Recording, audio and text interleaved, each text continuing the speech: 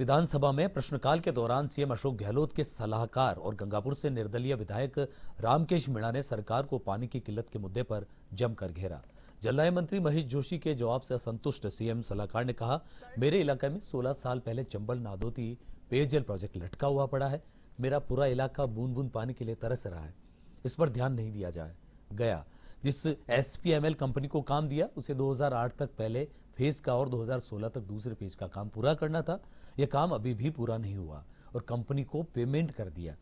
पांचना बांध से पानी नहीं दिया जा रहा। इसको लेकर रामकेश मीणा को स्पीकर ने टोका, लेकिन वो लगातार बोलते रहे। बाद में जलदाय मंत्री महेश जोशी ने कहा कि कंपनी के खिलाफ नियमों में रहकर ही एक्शन लिया जाता है। आगे भी एक्शन होगा। काम में देरी करने पर कंपनी पर भारी जुर्माना लगाए। चंबल सवाई माधोपुर नादौती पेयजल प्रोजेक्ट का काम दिसंबर 2023 तक पूरा किया जाना प्रस्तावित है।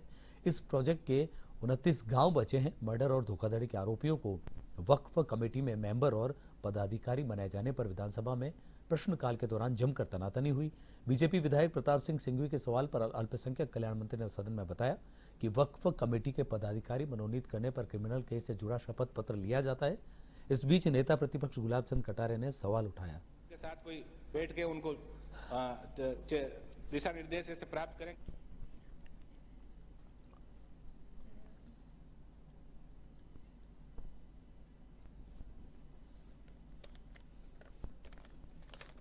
इस बारे में और ज्यादा अपडेट के लिए सीधा रुख करते एवं संवाददाता दिनेश कसाना के पास। तो जी दिनेश, आज क्या खास रहा आज की कार्यवाही में विधानसभा की? देखिए, आज प्रश्नकाल के साथ सदन की कार्रवाई प्रारंभ हुई और प्रश्नकाल में बहुत सारे प्रश्न जो विधायकों की ओर से उठाए गए, उनमें मुख्य रूप से आज पेयजल से जुड़ा हुआ प्रश्न था। जवाई बांध को लेकर एक प्रश्न विधायक जैतारण विधायक अविनाश गहलोत की ओर से उठाया गया था।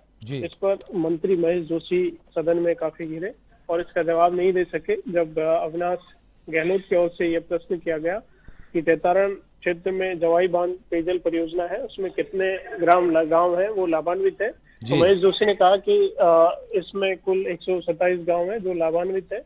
अधिकांश 86 गांवों में अभी तक पेयजल की आपूर्ति, स्वच्छ पेयजल की आपूर्ति की जा रही है और शेष है उनमें 2023 तक पानी पहुंचाने की कार्य योजना प्रस्तावित है।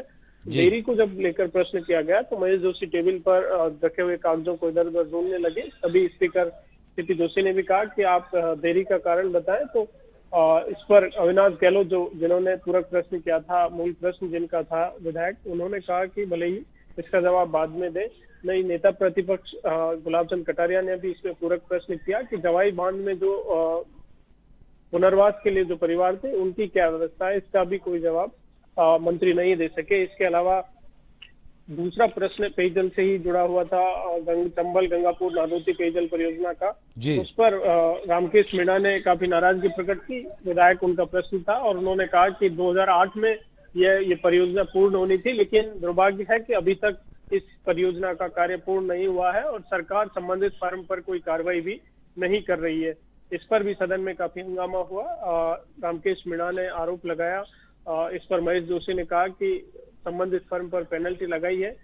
पर्यावरण स्वीकृति और संबंधित फर्म की लापरवाही की वजह से देरी हुई है। इसके चलते गंगापुर शहर में पेयजल की जो आपूर्ति है उसके लिए अस्थायी तौर पर 15 करोड़ रुपए की लागत से वहां पर आपूर्ति की जा रही है। तो इस तरह से सदन में बहुत सारे आज प्रश्न हुए। इसके अलावा जो ओलावृष्टि हुई है, अतिवृष्टि को लेकर भी सदन में आज सरकार की ओर से वक्तव्य दिया गया। कुछ देर पहले करीब 3 बजे लालचंद कटारिया कृषि मंत्री, उन्होंने सदन में सरकार की ओर से वक्तव्य रखा और उन्होंने अलग अलग जिलों के आंकड़े सदन में रखे।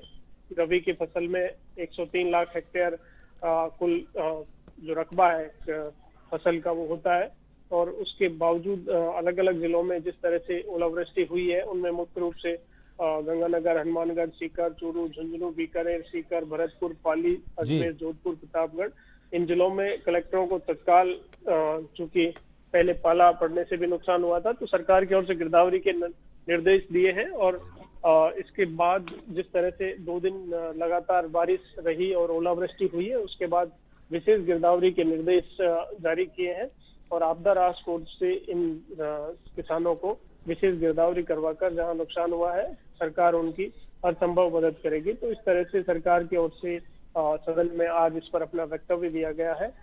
इस चर्चा में कई विधायकों ने डिबेट में भाग भी लिया। उपनेता जी। प्रतिपक्ष है राजेंद्र राठौड़, उन्होंने भी इस चर्चा में भाग लिया है और राजेंद्र राठौड़ ने मांग की है कि एसडीआरएफ का जो पैसा है उस पैसे से सरकार किसानों की मदद करे।